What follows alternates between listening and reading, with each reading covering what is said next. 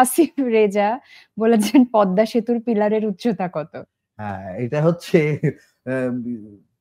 Change হয় পানির সাথে। আমি পানির উপর থেকে মাপতে পারি না, মানে ওই পানির উচ্চতার সাথে সাথে এটা একটু চেঞ্জ হয়। যেমন প্রশ্ন তেমন হ্যাঁ, উত্তর। রায়হান হোসেন, আপনার কমেডিগুলো দিন দিন আমাদের মাঝে হারিয়ে যাচ্ছে কেন?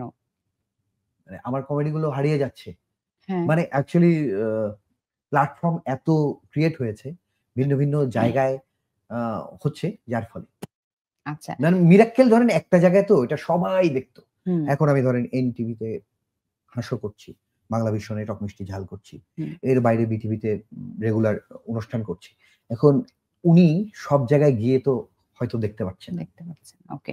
মোহাম্মদ মহিউদ্দিন আকন তিনি বলেছেন, ভালো লোক, তবে কিছুটা স্ল্যাং এড়ানো যায় কি? আমি খুব একটা মানে স্ল্যাং বা এরকম অশ্লীল খুব একটা ইউজ করি না। যদিও আমি বলি মিরাক্কেলের সময় একটা ফরমেট দাঁড়িয়ে গিয়েছিল।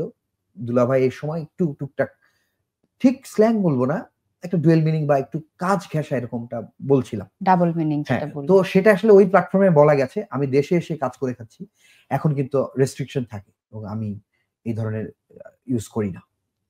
শাহিন আহমেদ তিনি বলেছেন, আমার বিয়ে কি হবে? শাহিন আহমেদের বিয়ে কি হবে? হবে। আশা করা যায় হবে। অনেক কিছু যেহেতু ঘটছে, এদেশে অসম্ভব কিছুই না। আশা করা যায় হবে।